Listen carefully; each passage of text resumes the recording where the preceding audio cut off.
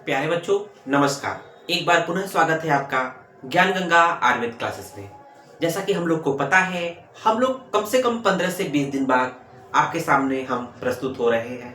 उसका उसका रीजन आप लोगों ने अपनी तरफ से लगाया कि सर वीडियो क्यों नहीं आ रहे। बहुत बच्चों ने कमेंट किया कि सर लेक्चर्स को कंटिन्यू करिए। कुछ बच्चे ऐसा भी गेस कर रहे थे कि सर आपका स्वास्थ्य ठीक है कि नहीं है।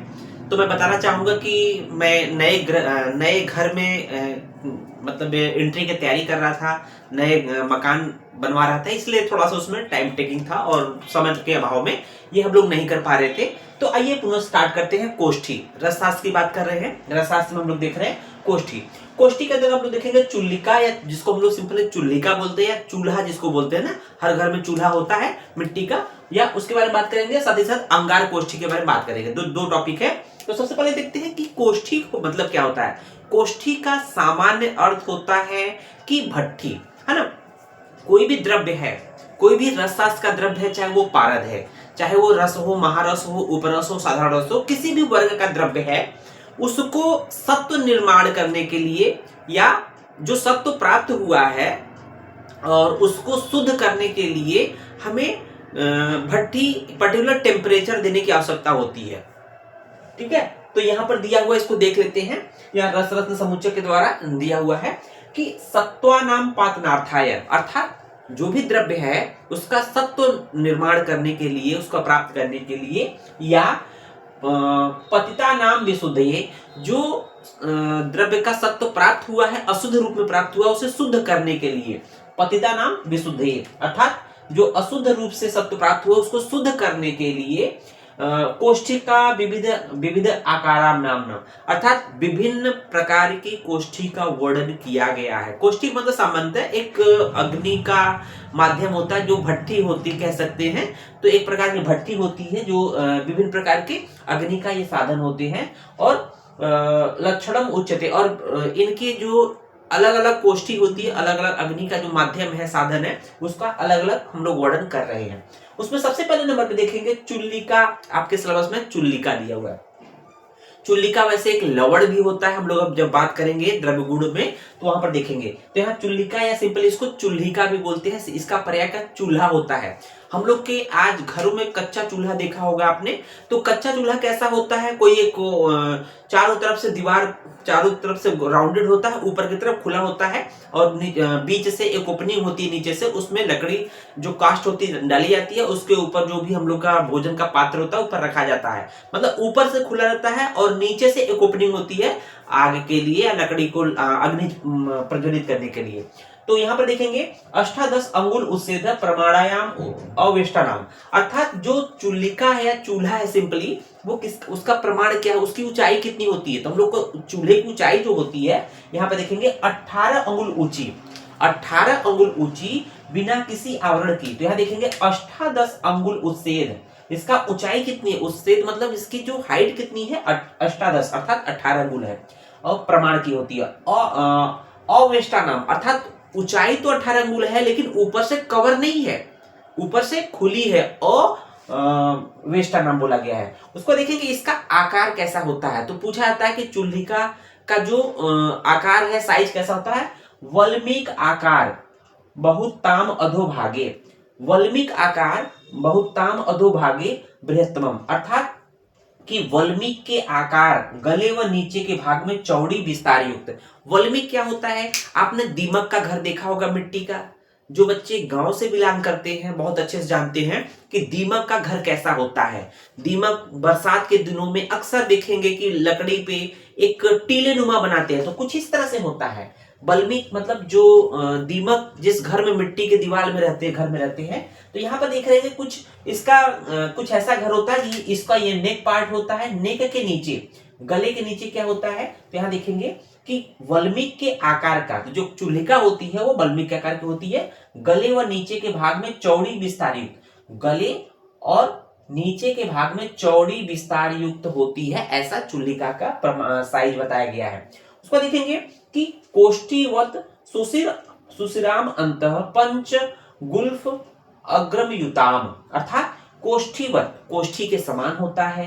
कोष्ठीवत अंदर से छिद्रयुक्त, जो कोष्ठी होती है ये अंदर से छिद्र युक्त होती है, अंदर से छिद्र होती है, अंदर से ओपनिंग होती है, अंदर से छिद्र युक्त लोहे के सलाखाओं से युक्त होती है, लोहे के सलाखाओं से युक्त, ऊपर में 5 पैर के पंजे के समान। तो ऊपर में 5 पैर के पंजे के समान होते हैं, उस पे चूल्हा, उस पे पात्र रखते हैं, 5 पैर के पंजे के समान। उसी प्रकार गले के नीचे 5 आधार शुल्क बनाना चाहिए। तो यहां पर वो भी सेम इसी तरह से है।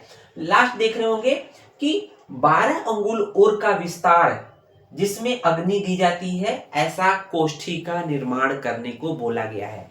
तो यहां पर देखेंगे चूल्हा, चूल्हिका के द्वारा जो मृदु द्रव्य होते हैं उनका सत्वपातन किया जाता है। सिंपली जान लिया हम लोगों ने। अब उसके बाद करते हैं अंगार कोष्ठी। जैसा कि नाम है अंगार, अंगार का मतलब बहुत ज्यादा उसमें अग्नि दी जाती होगी। इसका मतलब कि इसमें जो जिस द्रव्य का सत्वपातन करना है वो बहुत ही कठिन द्रव्य होंगे, या पर्टिकुलर उनको बहुत ज्यादा टेम्परेचर, हाई टेम्परेचर की आवश्यकता होती है, इसलिए उसको अंगार कोष्ठी में उसका सत्वपातन किया जाता है। देखेंगे अंगार कोष्ठी, अंगार कोष्ठी का कुछ इस तरह से स्वरूप है। श्लोक पढ़ने जाएंगे तो बहुत ज्यादा लंबा चौड़ा है, इसलिए हम लोगों ने श्लोक में न पढ़कर उसको कोशिश किया है कि उसको ब्रेक करके हम लोग पढ़ लें। तो इसमें क्या है कि एक ऐसा 4 दीवार से घिरी हुई एक ऐसा मतलब कि भट्ठी, 4 दीवार से घिरी हुई एक ऐसी भट्टी जिसकी लंबाई 1 राजहस्त होनी चाहिए। तो देख रहे होंगे 1 राजहस्त का मतलब होता है 1.25 हस्त। नृप हस्त की बात करते हैं जब हम लोग गजपुट जब हम लोग पुट की बात करते हैं तो वहां पर भी एक प्रमाण आता है। तो यहाँ पर देखेंगे 1 राजहस्त बराबर क्या होता है, 1.25 हाथ होता है। कहते हैं ना राजा का हाथ जो होता है नॉर्मल लोगों से, सामान्य लोगों से थोड़ा सा बड़ा होता है। 1 राजहस्त इक्वल टू 1.25 हाथ होता है, दैट इज कॉल्ड 30 अंगुल, मतलब 30 अंगुल होता है। तो देखेंगे 30 अंगुल लंबाई ऊंचाई है और 30 अंगुल जो है इसकी चौड़ाई भी है। और इसका चौड़ाई कितना है, 30 अंगुल तो इसकी ऊंचाई हो गई, लंबाई हो गई। चौड़ाई अर्ध विस्तार मतलब आधी हो गई, 30 की आधी 15 हो गई। तो यहाँ पर 15 अंगुल उसकी ये हो गई, चौड़ाई हो गई। ठीक है, सामने दिख रहा है। उसको देख रहे होंगे कि 4 दीवारें ईंट की बनी होती है। तो ये जो मतलब एक कोष्ठी है, ये भट्टी है, 4 दीवारों से बनी हुई भट्टी होती है। तो सामने देख रहे होंगे ये फ्रंट का पार्ट है, ये ऊपर वाला पार्ट है, ये साइड की है, ये साइड की है और ये साइड की है ना। उसको देखेंगे कि ऊपर की ओर ऊर्ध्व द्वार, ऊपर की ओर देखेंगे, सबसे ऊपर की ओर एक ऊपर की तरफ ऊर्ध्व द्वार बोला गया है, ऊर्ध्व द्वार है ना, ऊपर है तो इसको क्या बोला गया, ऊर्ध्व द्वार। इस ऊर्ध्व द्वार के द्वारा क्या होता है, ये ओपनिंग होती है। इसका प्रमाण क्या होता है, ये बीचों बीच होगा, एक प्रदेश लंबा एक प्रदेश चौड़ा, अर्थात लंबाई चौड़ाई एक प्रादेश होता है, ये आपका प्रमाण है ना। इसके द्वारा क्या होता है कि जो ओपनिंग होती है ऊपर की तरफ बीचों बीच एक दीवार में ऊपर, इसके द्वारा कोयला डालते हैं, मतलब अग्नि जिसके द्वारा दी जाती है उसको डालते हैं। साथ ही साथ सत्वपातन हेतु गोला, जिस द्रव्य का सत्वपातन करना होता है उसको भी उसी के साथ, इसी ओपनिंग के साथ अंदर डाल देते हैं। अब देखेंगे उसको दिख रहे होंगे कि ऊपर की ओर ऊर्ध्वाधर इस तरह हो गया, जिसकी लंबाई चौड़ाई एक प्रदेश होती है। किसी एक दीवार के मध्य में 12 गुणे 12 अंगुल प्रमाण का द्वार होता है। तो यहां देख रहे होंगे किसी एक दीवार को, मतलब हम लोगों ने सामने वाली दीवार को देख लिया, तो यहाँ पर 12 अंगुल लंबा 12 अंगुल चौड़ा है ना, 12 गुणे 12 अंगुल का एक द्वार होता है। और उस द्वार को क्या करते हैं कि कोयले के द्वारा द्वार को कोयले के द्वारा पूरा भर देते हैं, है ना।